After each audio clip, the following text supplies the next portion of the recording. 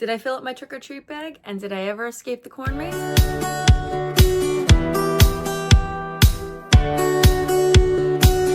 Hi friends, welcome back to Pages and Chaos. And yes, this is a very late October wrap-up, but here we are. Just in case you forgot, because yes, it was so long ago, I participated in TBR Harvest for the month of October, and I tried to do 2 different game boards. I attempted to do the trick-or-treat game board with all of the books that I had already planned to read for the month of October, and I also did an Escape the Corn Maze where I rolled to get some more books off of my TBR.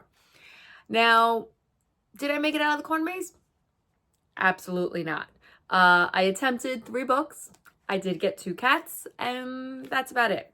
As far as the trick-or-treat bag, I did fill it up with a few different books, and I was very happy that I got a few different icons on the list. So that was fun. First up was Just for the Summer by Abby Jimenez, and I finally finished my first Abby Jimenez companion series. And I loved this book. I loved the whole series. But at first I was reading this and I was a little curious as to why everyone was saying that this was like the best book of the series. And I'm like, no. My favorite is still Part of Your World. I loved yours truly. I gave it 5 stars as well, but Part of Your World was my favorite. And then I read this book and I'm like, I'm enjoying it. I love it. It's Abby Jimenez, love the characters.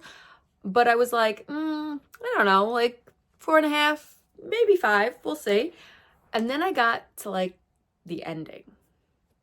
And now I don't know if I missed it completely, if I should have realized what the ending was. I'm not going to give away spoilers, but let's just say this, of course, was a 5-star as well. And I loved it.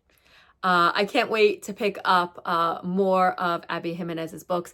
I really want to work on doing a read to 0 for Abby Jimenez, although I'm sure that she will publish books faster than I can read them, even though I devoured this book. I absolutely love this one. The next book that I put in my trick-or-treat bag was Historical Setting. This was November Road by Lou Berney. I gave this 3.5 stars. I struggled a little bit with this one. Like, I liked it. I didn't love it. I found it predictable. I found that it was like a little, I was skimming at some points, you know, not really sure how I felt about it. Charlotte was my favorite in the book. I did enjoy her character development, and the ending was predictable, but it was, in my opinion, probably like the best part of the book. I don't know. 3.5, 3 to 3.5 is what I gave it. And I'm probably going to unhaul this book. I don't know. I've heard that a lot of people said that there are some good books by Lou Berney, so I might try to pick up another one of his and see if maybe it was just this book that wasn't for me. But as of right now, this is going into my unhaul pile, and I might do a little donation to Little Free Library. Next up was the 4th book in the unofficial buddy reads with the Comfy Cozy Book Club, and that was Closely Harbored Secrets. I gave that 4 stars. Again, we continue to follow Everly in her amateur sleuthing and see her relationship with Grady continue to grow. I love this book. I love this series. It's just so enjoyable, and I'm going to be a little bit sad when it ends.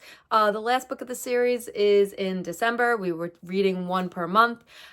So I'm going to be a little disappointed when it ends. But I really enjoyed this series so far, and I can't wait for the next 2 books. Next up was The Spell Shop. And of course, it has beautiful purple sprayed edges. Love purple. Love sprayed edges. Great.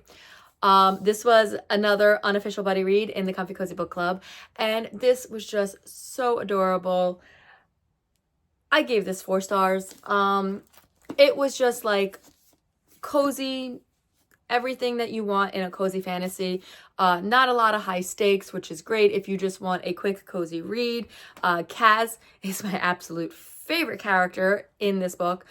He is a talking spider plant that wound up being an accident from a spell, but he is so anxiety ridden, and it is just like so relatable for me.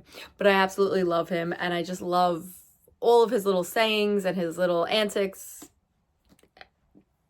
I can't wait to read the second book. I don't know what else to say about this book. And the last book that I read for the trick or treat bag was No Plans to Fall by Carrie Patterson. This was her debut. I absolutely devoured this book. I gave this 5 stars. I really, really enjoyed this book. This was actually one of my 5-star predictions that I did with Sarah and Lindsay, and this wound up being 5 stars for me. So this, to me, I describe this as Hallmark meets the show Heart of Dixie. If Heart of Dixie was lawyers and Zoe Hart was male. Because he is a lawyer from the big city and he goes to this small town, just like Zoe Hart, big city doctor, has to, you know, kind of make her way in a small town for a little while. So like I got all those vibes. Like it wasn't exact same story, obviously, but definitely got those vibes from this, and that's like one of my favorite comfort shows. I think it's time for a rewatch of that, by the way. So I gave this 5 stars, and I can't wait to see more from her. I laughed, like I connected with these characters. It was just adorable. Now for my corn maze, I did 3 rolls and I didn't make it very far. I had 3 books that I read. Only one of them was a success. So the first book that I read for the Escape the Corn Maze with my first roll was Witchy Vibes, and I picked The Very Secret Society of Irregular Witches, and I gave this 5 stars. I absolutely adored this. I adored all of the characters. I adored the kids in here. It was just such, I mean, a great, cozy, romantic vibe. Loved it. I really, really cannot say enough great things about this. Now for my second roll for the Escape the Corn Maze, I decided to read this cozy mystery because it took place during Halloween and it's been on my shelves for a while, and I really thought that I was going to enjoy this. So Rebel Without a Cake, it's the first in the Piece of Cake mysteries by Jacqueline Brady. Unfortunately, this was a DNF for me. I made it maybe to like chapter 8. I don't even think I made it that far. I just felt like it was very slow to get started. For me, when I like the cozy mysteries, the murder or the event happens like early on, and then it's a lot of development. This was like very slow to start. Like already there was a lot of side character quests that just kind of like felt like it was going off too far from like what the synopsis of the story was. And I just wasn't connecting with it. So this was a DNF for me. I don't think I'm going to try to pick it up again. At first I was like, it will be a soft DNF. Maybe I'll give it like one more try before I officially unhaul it, but I really don't think I'm going to, honestly. I think this might be a hard DNF for me. So the last book that I picked up for my last roll of Escape the Corn Maze was Like Cats and Dogs by Kate McMurray. So this was to get me another black cat. There's a cat on the cover, and I really thought I was going to enjoy this. I picked this up with the second in the series a long time ago, and unfortunately, this just wasn't for me. I did finish it. I gave it 2 stars. I do not usually rate a book lower than 3. And if I feel like it's going to be a lower than 3, I usually DNF it and I just don't rate it at all. But I did finish it and I did rate it. This was not like your normal rom-com. I didn't laugh. I didn't really find it humorous. I found the characters boring. Like it had a lot of potential, right? You have like this cat cafe owner and this vet next door who loves dogs, and they hate each other. It's supposed to be an enemies to lovers, and I just didn't connect with the characters. I didn't find them funny. I didn't laugh at all during this.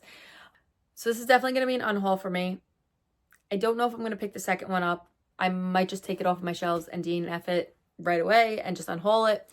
Maybe I'll give it a try and see how it is. I'm not exactly sure who it follows. I think it follows like maybe Lauren's like assistant in the cat cafe or something like that. I don't know. I have to pick it up and see and maybe give it a try, but this just wasn't for me. So probably gonna just go to a little free library. Well, that's all the books that I read for October, and despite not escaping the corn maze or filling the trick-or-treat bag completely, I feel like it was a pretty successful month. And I would love to know your comments down below. If you've read any of these books, what your thoughts were, if any of these intrigued you, or if you had similar or different opinions than me, just let me know all of your thoughts down in the comments. And as always, thanks for sticking around, and that's all I have for now. Bye!